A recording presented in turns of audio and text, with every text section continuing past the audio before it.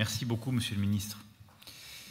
Monsieur le Président du Conseil de la République togolaise, cher Faure. Monsieur le Président de la République démocratique du Congo, cher Félix. Monsieur le Ministre d'État du Qatar, Monsieur le représentant du Président des États-Unis d'Amérique, cher Massad. Madame la Haute Représentante, cher Kaya, Monsieur le Président du Conseil exécutif de l'Union africaine, Mesdames, Messieurs les ministres, Mesdames et Messieurs les représentants des Nations Unies, des organisations non gouvernementales, Mesdames et Messieurs les ambassadrices et ambassadeurs, Mesdames et Messieurs en vos grades et qualités, chers amis. Le président de la République démocratique du Congo et le président de la République togolaise viennent d'avoir des mots très forts pour dire combien nous ne pouvons pas nous demeurer des spectateurs silencieux de la tragédie qui se joue à l'est de la République démocratique du Congo et qui impacte toute la région des Grands Lacs et les pays représentés ici par leurs ministres que je salue, le Rwanda, le Burundi, l'Ouganda, la Tanzanie. Je vous remercie tous aujourd'hui d'être non seulement présents, mais d'avoir engagé par vos voix vos pays et de le faire en complémentarité des efforts de médiation commencés depuis des années. Et je veux ici saluer l'effort depuis le début fait par les organisations régionales, par l'Union africaine, les médiations ouvertes par le Kenya, puis par l'Angola, qui a joué un rôle clé pendant des années, l'engagement maintenant du Togo à la demande de la présidence angolaise de l'Union africaine, président Faure jouant ce rôle de médiateur, l'engagement des États-Unis d'Amérique avec l'étape importante obtenue en juin dernier et l'ensemble des accords préfigurés. Et je sais que les prochains jours et les prochaines semaines seront encore fructueux à cet égard. Et le travail accompli par le Qatar, la médiation qui se poursuit en parfaite complémentarité. Notre réunion d'aujourd'hui, la mobilisation collective autour de cette conférence, vient s'intégrer en synergie complète, en transparence et en sympathie avec toutes ces initiatives pour apporter sur le plan humanitaire un complément essentiel à ce travail politique, sécuritaire, économique qui sont traités par ces conférences, mais pour traiter au fond de l'urgence et de l'humain. Les Kivu principalement, mais aussi l'Ituri et d'autres territoires portent aujourd'hui les stigmates d'un conflit ancien qui s'est accentué depuis plus de 3 ans et qui s'insinue dans les foyers, qui déchire les communautés et use les espérances depuis trop longtemps. Le président Tshisekedi a parfaitement décrit la situation. Je ne veux pas ici répéter tout ce qu'il a dit, mais les chiffres sont insoutenables. 1 million de nouveaux déplacés depuis le début de l'année, parmi 6 millions d'êtres déjà déracinés. Des centaines de milliers de réfugiés en République démocratique du Congo et dans les pays voisins qui aspirent à revenir dans leur foyer. Près de 28 millions de personnes en insécurité alimentaire. Une femme violée toutes les 4 minutes. Et un enfant toutes les 30 minutes. Ces chiffres ne sont pas des statistiques. Ce sont les déchirures d'une humanité blessée, des cris que personne ne veut ignorer. Et derrière le chiffre, il y a des vies, des visages, des familles, des destins suspendus, des femmes et des enfants, premières victimes de cette guerre sans fin. Des jeunesses entières privées d'avenir, privées de paix, et des populations dépouillées des biens les plus essentiels. Et pourtant, malgré tout, malgré la douleur, malgré la lassitude, les peuples des Grands Lacs témoignent d'un courage admirable, d'une résilience qui force le respect. Et c'est cette force morale qui nous oblige, leur dignité même qui nous commande d'agir. C'est pourquoi, avec le président Faure Gnassingbé, que je remercie de sa présence et de son engagement, nous avons voulu cette conférence. Parce que la crise à l'est de la République démocratique du Congo ne saurait être enterrée dans la grande fosse commune des tragédies d'un monde saturé de souffrances, de famines qui réapparaissent, d'épidémies qui se propagent, de guerres qui renaissent, parfois là où la paix semblait acquise. Mais il ne peut y avoir de hiérarchie dans la douleur ni de double standard dans la solidarité. Et la singularité de cette crise ne doit pas s'éteindre par désespoir, mais devenir plutôt le point de départ d'un sursaut collectif, celui auquel vous venez de nous appeler. Monsieur le Président, cher Félix. La guerre à l'est du Congo interroge en effet notre conscience, non pas là-bas et loin, mais ici et maintenant. Elle engage notre humanité, car c'est aussi là, dans ces terres meurtries, que se joue le respect du droit international, de la dignité humaine, de nos valeurs communes, de la crédibilité qui est la nôtre, comme nous sommes à juste titre si engagés dans tant de conflits. Et aucun d'entre eux ne peut justifier que nous puissions nous détourner une seconde de ce qui se joue aujourd'hui dans les Grands Lacs. Je veux ici resaluer tous les efforts faits par la communauté internationale et les médiations, redire aussi combien les Nations Unies se sont mobilisées, y compris cette année encore, avec des résolutions précitées par mes deux collègues, en particulier la résolution 2773. Et je veux redire à nos amis congolais et rwandais combien les pas qu'ils font vers les uns et vers les autres sont essentiels, courageux et indispensables.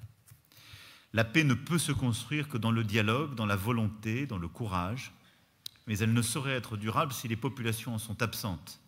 Il ne peut y avoir de paix sans protection des civils, pas de réconciliation sans justice, sans réparation et sans trouver un modèle vertueux aussi de production économique, comme l'a très bien détaillé le président Faure à l'instant. Cette conférence humanitaire poursuit 3 objectifs simples et clairs. D'abord, faire entendre les voix du terrain, celles de la société civile, des organisations non gouvernementales, des agences onusiennes, des femmes et des hommes qui, chaque jour, au péril de leur vie, soignent, nourrissent et protègent. Et je veux ici les remercier de cet engagement, du rôle joué, y compris lorsqu'on a beaucoup moins parlé de ce conflit. Ensuite, notre devoir est de mobiliser des financements à hauteur de l'urgence. Le plan de réponse des Nations Unies, vous l'avez évoqué, Monsieur le Président, plus de 2 milliards d'euros initialement envisagés, est aujourd'hui, était ce matin, financé à seulement 16%, ce qui ne pouvait demeurer en l'état. Aujourd'hui, ensemble, nous avons franchi une étape et je suis fier d'annoncer que vous avez collectivement mobilisé plus de 1,5 milliard d'euros d'assistance pour les populations les plus vulnérables. Merci à vous toutes et tous de ces engagements.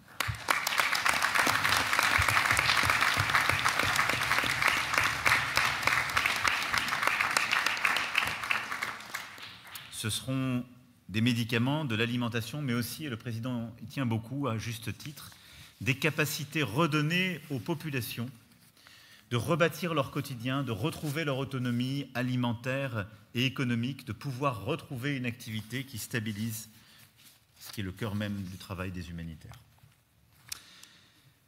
Enfin, nous avons voulu des garanties concrètes sur l'accès humanitaire, la protection des travailleurs, la libre circulation de l'aide, l'absence de taxation de leur activité.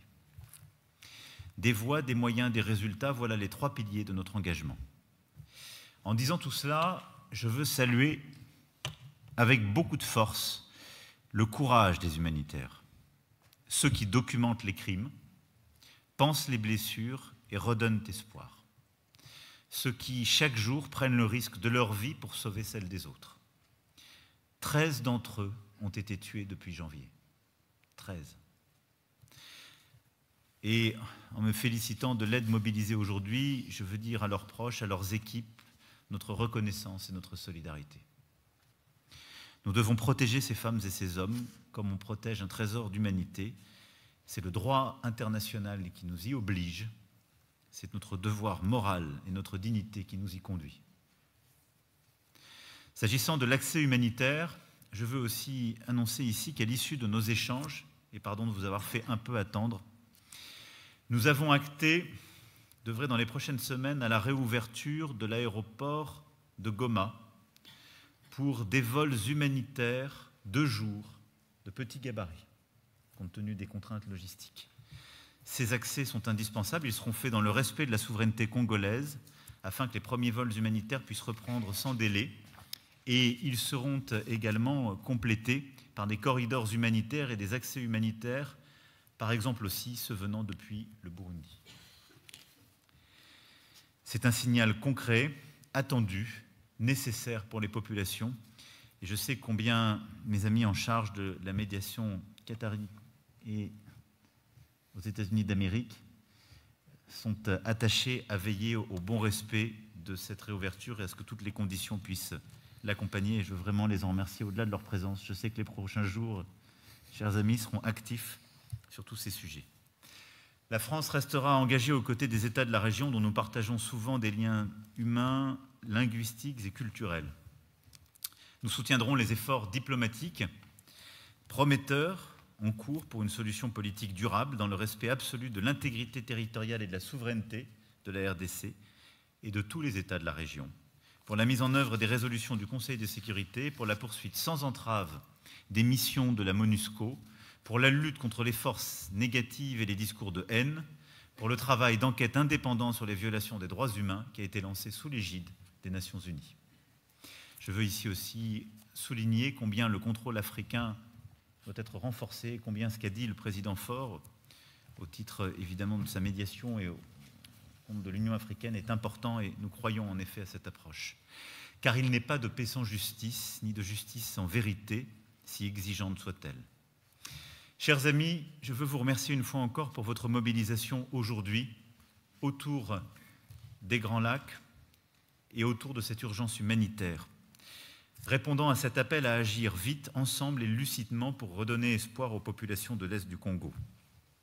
Nous devons agir avec humanité pour elles, pour toutes les populations de la région des Grands Lacs, avec courage et avec cette conviction que notre responsabilité collective est engagée.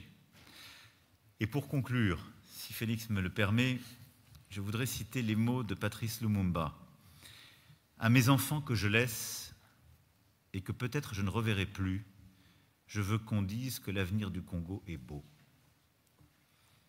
À celui qui croyait que la liberté, la dignité et la justice étaient indissociables, vous avez tous ensemble dit ce soir que nous chercherons à être fidèles à cet idéal, fidèles à cette espérance et déterminés à faire advenir un avenir pacifié et prospère pour les peuples des Grands Lacs.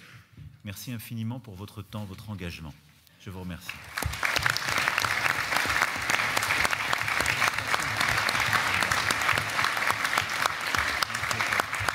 Je ne te laisserai pas tout seul.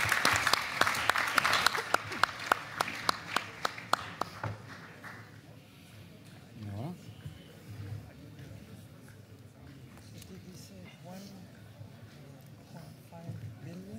1.5 billion.